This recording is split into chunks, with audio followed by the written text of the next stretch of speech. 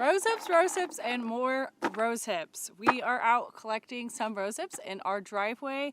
They are doing fantastic this year. So we've been here for 2 years and we have not seen them look like this. We're also harvesting them a bit early. Usually we wait until the fall or the autumn months when there's been a frost. But we wanted to get to them early this year because they're nice and plump. They are so gorgeous, just like this crimson peachy red. I don't even know what to call this color. We have plans to incorporate these into a canning recipe that we're going to be doing today. And once we get done over here, we're going to head to the garden. So when you're picking wild plants, not only do you have to know if you can eat them, but you got to know if you can eat them raw or you have to cook them. Rose hips are one of them that you can eat raw, and I'm going to show you how I prepare them. There's a lot of seeds in there. Super easy to do. I just take my knife and I make one little cut. Peel them open.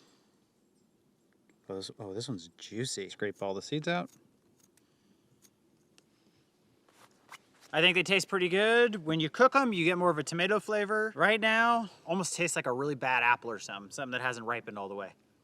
But you like them. That one was really good. Tastes like a decent apple.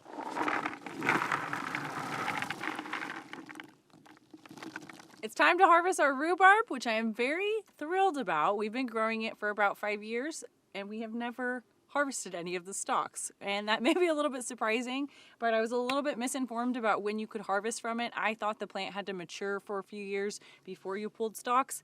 I've done a little more research and it looks like you can in fact pull from them as long as the stalks are a certain size and the plant is, you know, doing good enough. Clearly that's the case with these rhubarb behind us. We have 5 plants, 3 have been transplanted and 2 were started from seed, including this ginormous one right behind me. The variety that we're growing is Victoria. That's the only variety I've ever grown and is considered a green variety. So I don't know much of the differences between rhubarb since I've never grown the red kind, but apparently there is a flavor difference and there is also a seasonal difference of how long you can harvest from them. So rhubarb leaves have oxalic acid, which is toxic in large amounts. And I think certain varieties of rhubarb actually build that up in their stalks the longer they're on the plant. Don't quote me on that. But this variety, that's not an issue. So we can harvest from them as soon as, you know, it's early summer all the way until autumn right now. So we're gonna go ahead and we're gonna rip some of these stalks off. We're gonna be making rhubarb and rosehip barbecue sauce, and we are also going to be making a classic rhubarb and berry pie.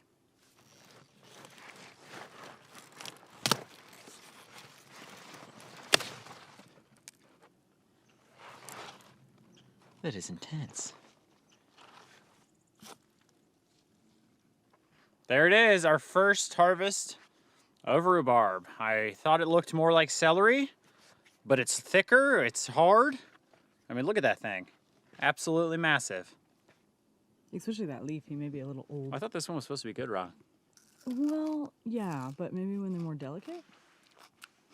Really sour, like tart. Really tart. What does that taste like? See, look at this one. He actually pulled. Yours pulled too, hun, because you had that, the base of the plant on it. You had the... What are you doing with all the leaves though? I'm done with waiting. I waited for a long time to harvest our rhubarb, and I never harvested. And I want it now. Yeah. Look at that. That Oh yeah, nice. but they snap up top. But that's okay, we're gonna chop it all up anyways.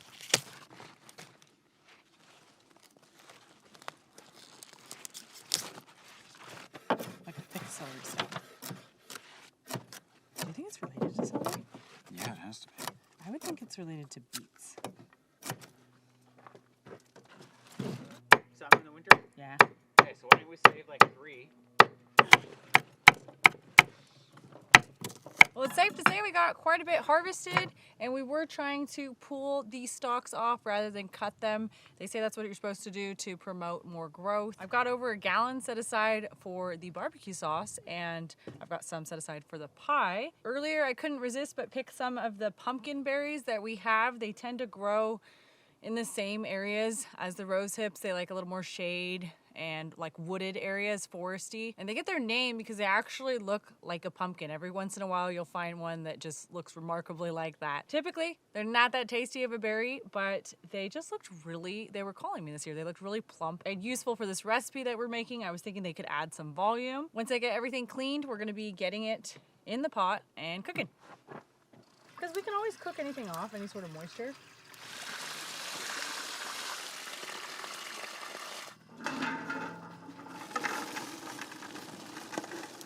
thrifted through our freezer and found some lingonberries. So this is from last year. They freeze amazing. They're probably the best berry for freezing. They just hold their shape wonderfully. They don't smush and lose all their juice or anything like that, like a raspberry or a blueberry. We're gonna be adding these in. It's probably like 3 to 4 cups. They're frozen, so they're gonna add a little bit of moisture for sure. And all of these ingredients have like a different flavor. So these are lingonberries or low bush cranberries. They have a very cranberry-like flavor, very tart. The rose hips are very like bright and fruity. A lot of times people substitute them, including us, for a tomato in a recipe. So we've done ketchup with them. We have made barbecue sauce with them before, but they don't quite taste like a tomato. They're not very acidic. They're really unique. And the pumpkin berries, I don't think they have too much of a flavor. Eric says they taste like a persimmon, and we finally determined what we think the rhubarb tastes like, and that's a tomatillo. We think it tastes spot on like that, which it's not acidic, but I don't really know how to describe it. If you've ever had one of those, that is what the raw rhubarb tastes like. So this is some pretty cool things we have coming together to make this sauce.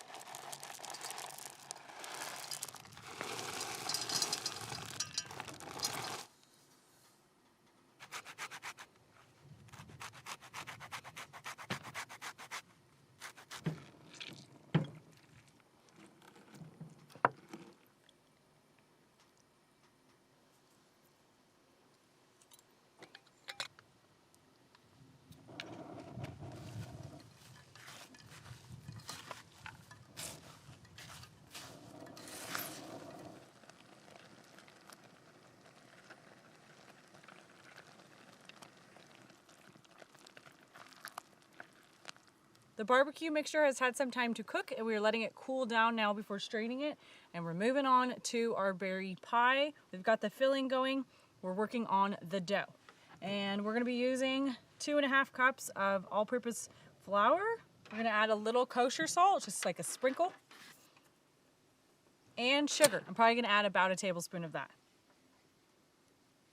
Time to add our fat. So we like to use lard quite a bit, but I have found the best pie crust comes from using both lard and butter. We're gonna use a heavy amount of both of those. So a few scoopfuls of lard, and usually when I take a scoopful, it's probably about 2 tablespoons. So we're probably gonna be using 5 to 6 tablespoons. And this whole stick of butter, both of these have been in the freezer for a little bit, so they are nice and cold. There you go. You tell them, sister. We shred it. And you get those nice chunks that stay frozen.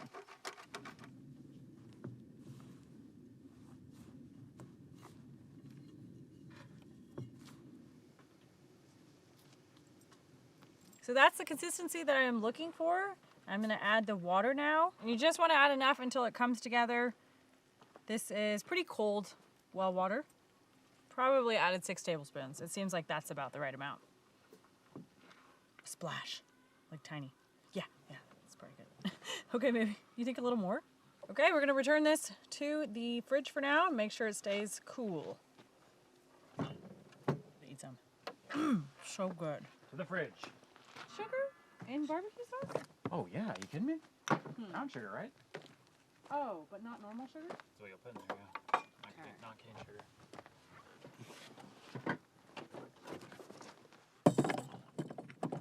I don't think that's crazy. I think it's absurd. I wonder why it's like that. Maybe they had an issue one time with someone was like, We're all set up. It's time to strain. Come on, baby.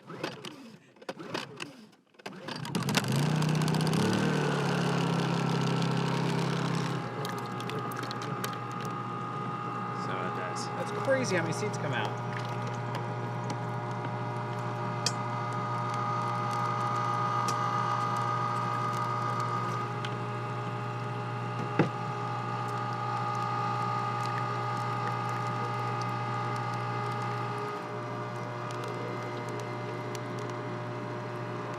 Really thick, which is awesome. yeah, it's not quite like applesauce. It's a little,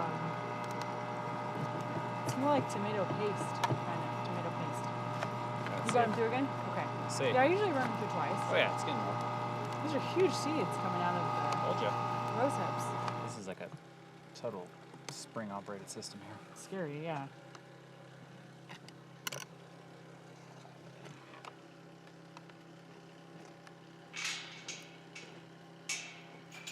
so thick it's sticky. I don't really know how to describe it. Would you be able to get this full of some clean water and we could have it here and I can just dip my...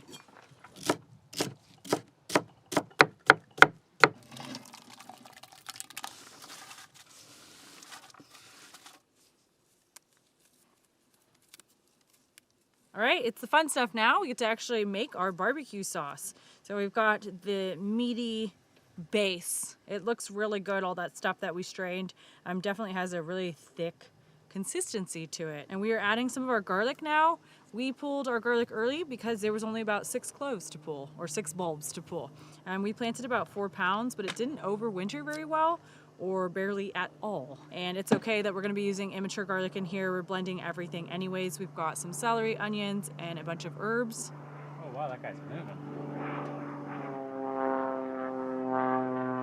Everybody was kung fu fighting.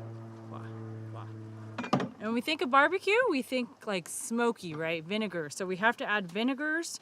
We have to add, or vinegar. We have to add some sugar, sweetness, and we also want to add quite a bit of spices. Now, when I went to look this recipe up, I was surprised that rhubarb and even rosehip is a very common barbecue recipe. But we're straying quite a bit from a recipe that you'd find online. We're just gonna be using a little more of what we have, and I'm not too concerned with the exact proportions of things. You know, there is sugar, there is acidity, and there's definitely gonna be vinegar in it, right? So we're gonna start with our apple cider vinegar, and we also have some cowboy candy liquid. This is almost pure apple cider vinegar, so just be mindful of that. But yeah, I don't know which one. Let's start with a cup of this. Cowboy candy liquid is the remainder of the marinade when you make candied jalapenos, so it's really just... Sugar, apple cider vinegar, jalapenos. Thank you. That's gonna be a lot of our sweetness. And spicy. Oh yeah, that's good. Well, it tastes like jalapeno. Definitely. Let's add a little bit of brown sugar. Oh, the brown sugar smells really good. And when it comes to spices, we typically keep things simple, but I was going through our collection of spices and I brought quite a few out, so I'm gonna use a few of them. Put that in there. The whole thing? Why not? Those are really hot peppers. I'm gonna refrain from doing that. Okay. Cumin. You gotta hit it with some cumin. There's a blend in there that had cumin in it, but we'll do cumin, pepper, chocolate powder, some chipotle, some smoked paprika. I would get some of that in there, and that's probably good. And then let's let it cook down. It's so thick. It's gonna make me sneeze. Red hue to it. Okay, you know. Is there another cup, maybe? Yeah, that's what I do. There you go. Let her stew. All right, let's let everything cook. I will flick this on you. We forgot mustard powder. You definitely want to add some of that. We make our own mustard, but I did not want to pop open a jar for this, since this is what I make it out of anyways. Yellow mustard powder.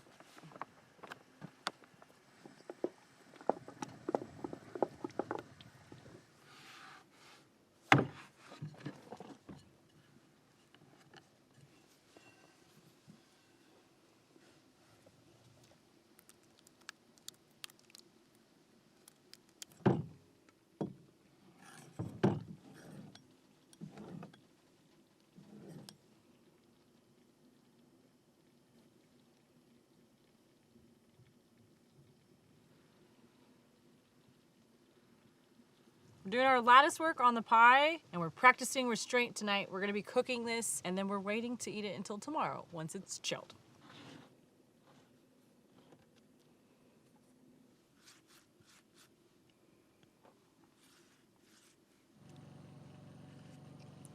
Pretty good.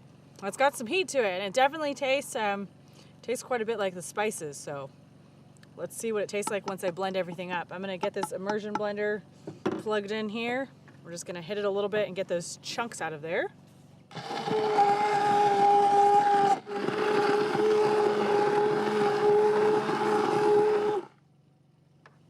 think that's gonna be sufficient. It definitely has some vinegar in there. And we're gonna be water bathing this. We've got our jars heating up. Everything's going to be going for 10 minutes.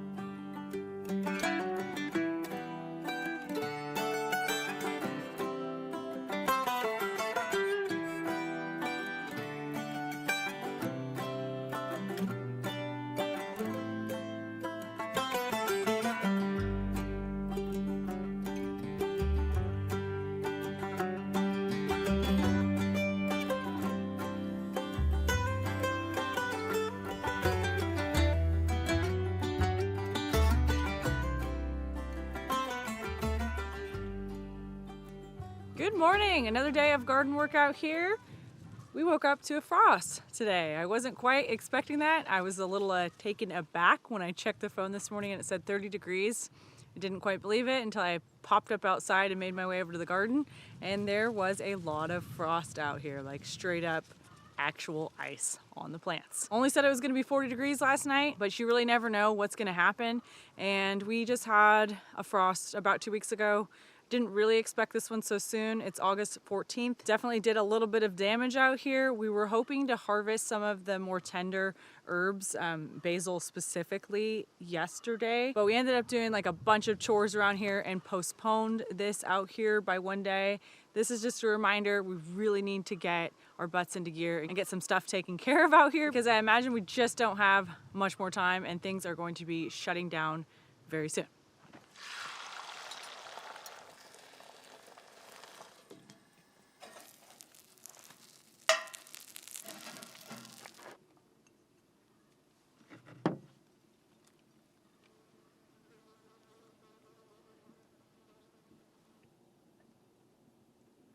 Eric made us some black bear and feta omelets. A little bit of leftovers from last night. And the barbecue sauce turned out wonderful.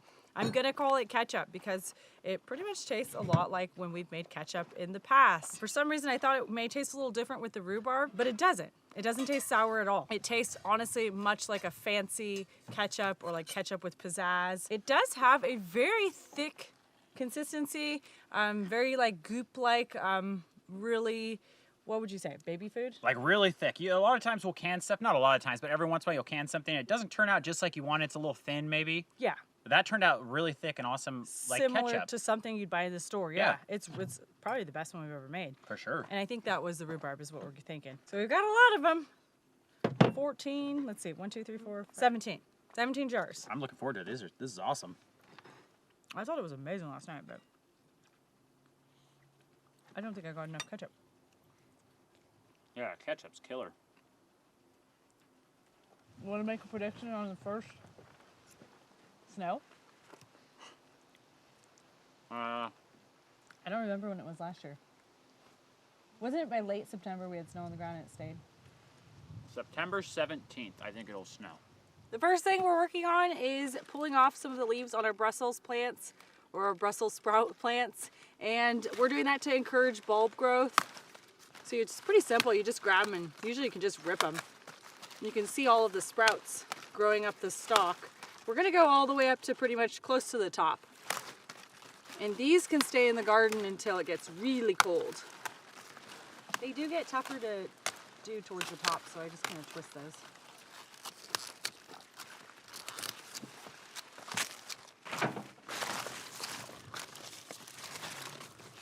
Looking good. Like a palm tree. I know, they look like a little palm tree. Okay, those are looking good. And I didn't mention that we are doing this to redirect the energy back into the sprouts, so less on the greens themselves or the leafy component of the plant. Something I just learned was that celery and Brussels sprouts, they appreciate a good dose of potassium near the late season. So I was unaware of that. So I have been fertilizing both of those with some K or potassium. We're heading over to the squash and zucchini bed, which did not fare very well. So we're just taking all that down, gonna pull what very small amount of squash there is and compost the rest of the plants. Butternut, honey nut. Right there. No, that's not that one. That's a blue Hubbard. And these are gold nuggets. That's beautiful. They should all get a lot bigger than that, but Oops.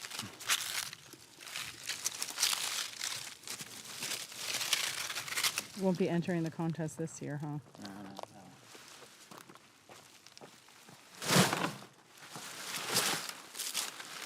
Just like that, you got another bed, huh?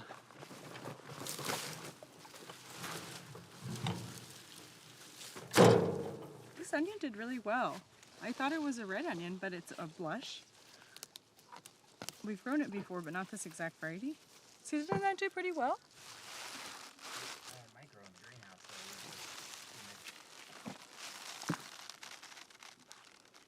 We're working on the onion and shallot bed. They have folded probably like a month ago, which is the sign that they are ready to be harvested soon. So that's what it looks like.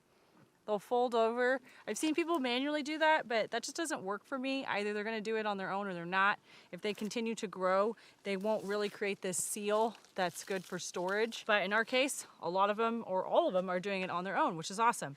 The scallions and the leeks are gonna stay in the ground for a lot longer. They don't fold.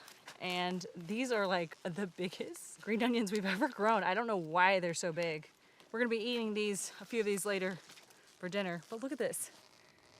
That's probably close to 3 feet. I've never seen them so big. That honestly doesn't look like a scallion.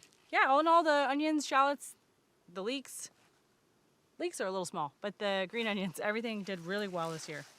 I was just like, I love cebollas. What's a cebolla? Isn't a cebolla an onion in Spanish? Oh, I don't know. Three-crop. Carrots. Three-crop, honey. Carrots are number 7. I know, hun. What's yours, though? Potatoes. Number 1.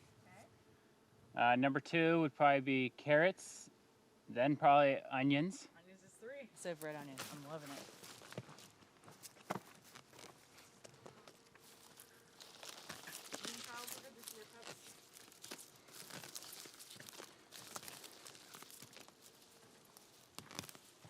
That's fine. We'll figure out somewhere else to keep them. They just can't, the crawl space is not good for them.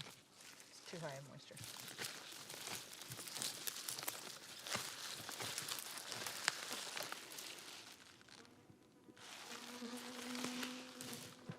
I'll do a loop that we can hang. And then what you do is, so do that, right? You have your loop. The twine, so. See what I'm saying is if you go like this, That's set them beautiful. on there, and then just go like this and put it through.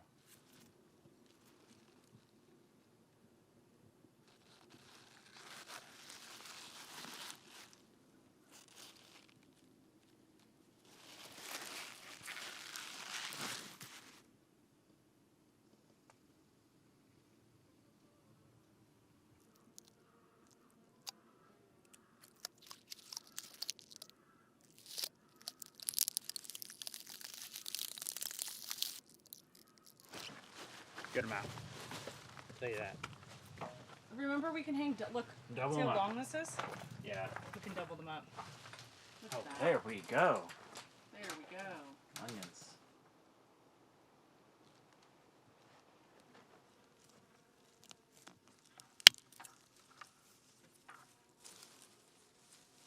I can smell them from here. You can smell them from over there? Yeah. Whoa. Really strong. I imagine nothing's going to do well, but it's just a Life's an experiment. true. Especially life here.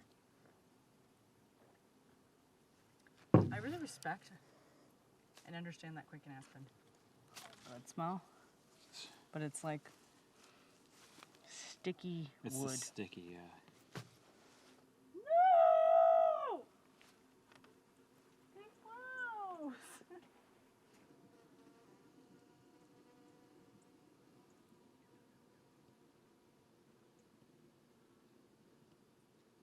America. There we go. Just like that. Well, we're getting our woodsy herbs harvested. So we've got oregano, thyme, sage, tarragon, and some cilantro and star anise. Eric bundled these up and we're tying them up in our shelter logic. We just got this cleaned out yesterday. It has worked in the past. Great for air drying this kind of stuff. And it's going to work again for this year to do the same thing.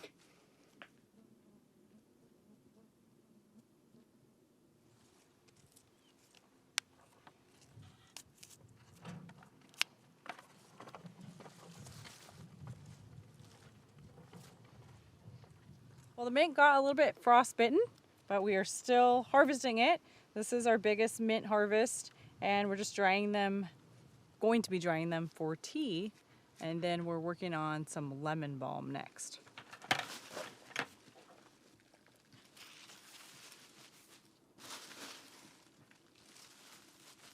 There you go. Mint tea for the year.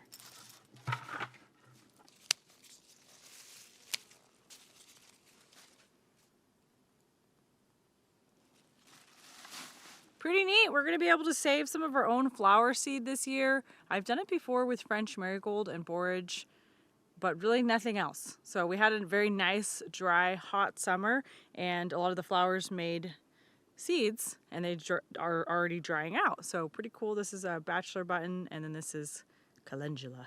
So I'm pretty excited about it. We're gonna make dinner now.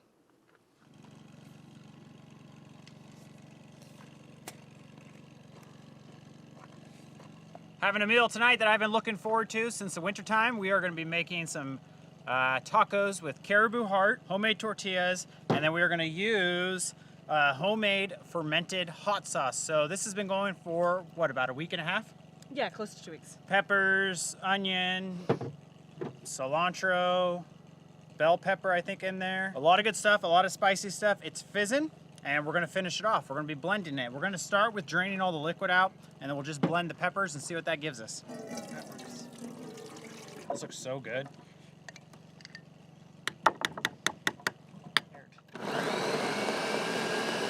We're going for a hot sauce, which is like a little bit liquid, right?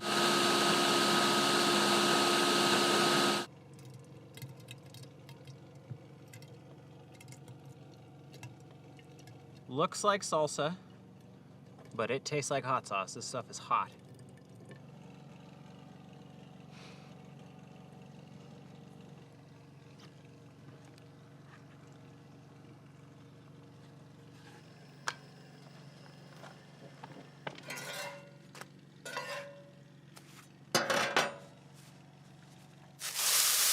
Whew. Got the heart cleaned up and chunked up, and we're doing I guess it would be a lime-based marinade on there. Garlic, apple cider vinegar, and some chipotle.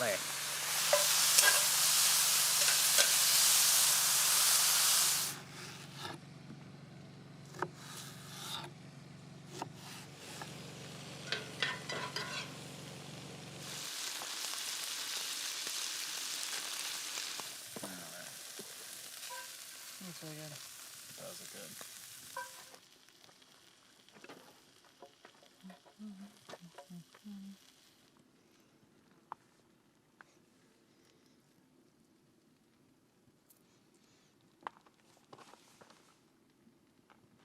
I want you to go first, hon. I already ate a piece of meat.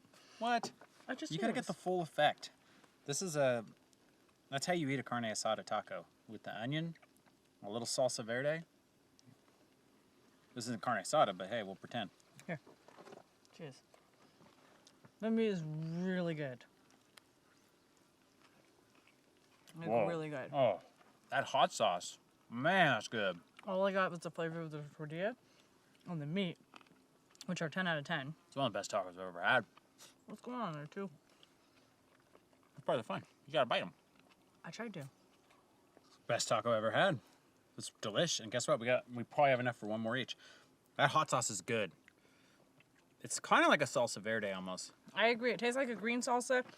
It's hard to describe that fermentedness, but it's almost like an effervescence? Bubbly. It's bubbly and fizzy. Sour? Not really sour. Yeah, no, I know what you mean, like acidic-y sour. Yeah. The tortilla is probably, you make these a lot, but these ones taste really good. I think it's that corn masa. The meat, it's so good.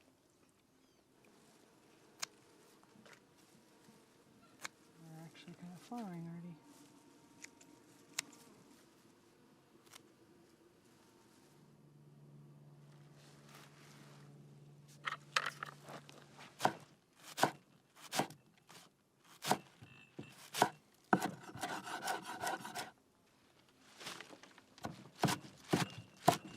We wanted to make sure to harvest our tender herbs, which is basil, parsley, dill, and chives. We're gonna be making some butter. It's a really simple thing. It's just mixing butter, softened butter, and the herbs that you want in there, and then you freeze it. And the other thing we're going to do is set some of these aside and be putting them in that fermented liquid that Eric saved from earlier. So we're gonna have like a fermented herb sauce that we can make down the road. Okay,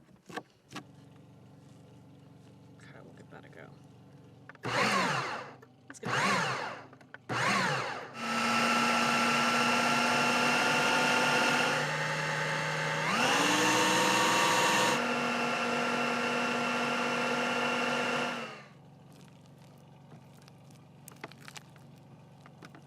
good ratio, I'd say. Butter to herbs. Very herb heavy.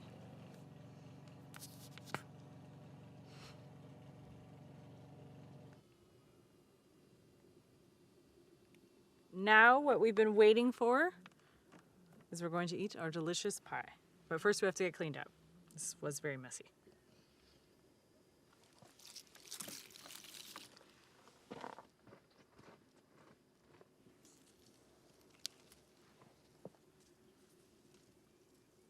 It was Eric's idea to make some tea with the pie, and I just realized this the other day. These are butterfly peas that I planted. They haven't grown before, so I was a little surprised to see them flowering. I also didn't realize I got so many different colors, or a variety pack.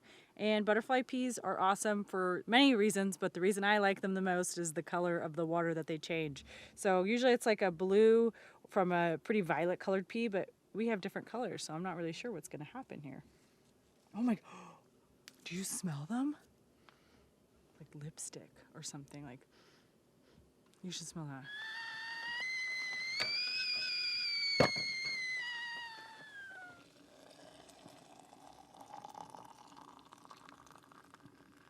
We did put some lemon verbena in the tea, and I highly recommend it. It tastes like a lemon paradise, so it's amazing. We're growing it over in the little high tunnel. This pie has wild blueberries and huckleberries. Really excited to get those this year. We didn't pick them last year, so I'm happy to have a surplus again. 3 gallons. And 2 recommendations for rhubarb, since this was kind of our first time like cooking with it. I thought that since it's so sour, you would need a lot of sugar to combat that or kind of be complementary, but that's not the case. It really, just a little bit of sugar goes a long way. So we did add quite a bit of sugar to this pie, and it cooks down a lot very quickly. So use a lot more than you think. Let's cut a pie open. That's I my know. tip. I'll let you We do it, waited baby. 2 days to eat this, so I don't know how to do it. That's unheard of.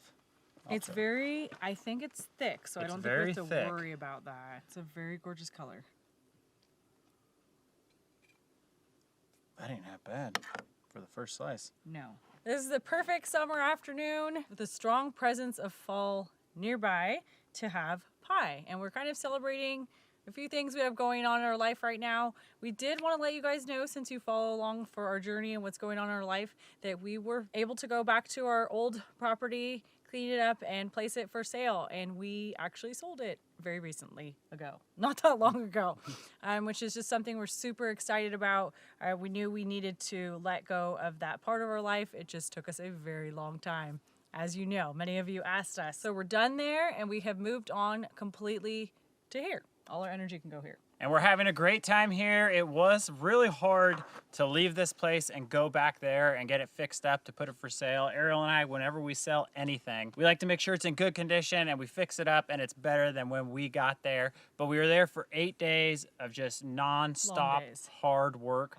Yeah, it was a lot of work, a lot of work. So we started working on the greenhouse in the garden, but as we were working out there, it started to get a little cold and we started to get a little bit worried. So we had to switch things up. We're gonna come back to the greenhouse, but we have one other huge project that we have to get done first. Related to gardening. Sometimes you just have to shift priorities, and we felt that winter is going to be here sooner than we probably hoped for. So, you know. Unfortunately, but when we were down working on the old place, we were able to film just a tiny bit and kind of document how the place turned out and what it looked like when we put it for sale. But first we're gonna dive into the pie. Enjoy. It smells. How are they gonna enjoy, hun? And no, I'm saying enjoy the documentation of the property. Okay, this looks good. The color, rose pink. You hit them hard with that one, honey. I do think it's wise to let your pie cool. Well, the tea turns yellow. It's like a tang in the back of your throat. Yeah, there's like a rhubarb. It's sweet at first, like I'd put a little less sugar, but then I'm like, whoa, there's some tang. I think that's a rhubarb. It's like a Sour Patch Kid. Yeah. She's gonna stay golden yellow for us. I bet, man. Tastes good. There's teeny boppers. It's like we're walking through the woods. It's gonna get eaten, babe. There's 2 of them. There's another one right there. If they want to run with the wolves, then they're gonna be treated like one. I guess. We're back at our old place doing some cleanup work. We have been here for 7 or 8 days. We're dead tired. We're finally done, and we wanted to show you what it looks like. So we spruced things up. We did some minor repairs, got all of our stuff out, and this is going to be our last time here, but it looks stunning. So we just wanted to show you. It cleaned up really nicely. It looks beautiful in here. Nice and clean, nice and bright. You okay, dude? This area looks really good still, since we did some of that work. And let's show you the loft.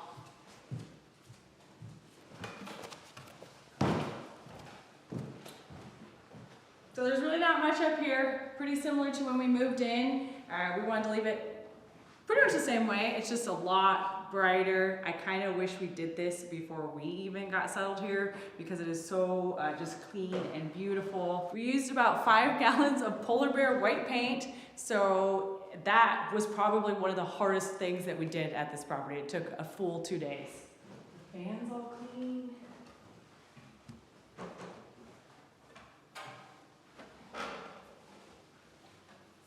Let's show you outside.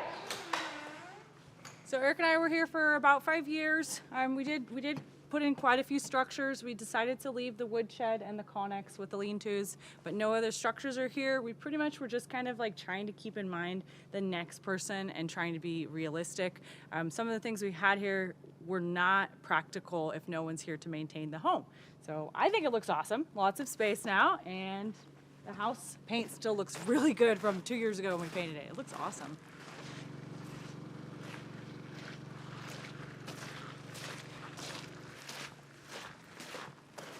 We're all loaded and ready to take off. These are the bushes that Eric ripped up. We wanted to take a lot of our plants with us. These are the 𝐻𝐻𝐿𝐻, and we're like just fully loaded down. It's gonna be a really long trip home. This place has been good to us, but we're finally ready to move on. So we're gonna get out of here.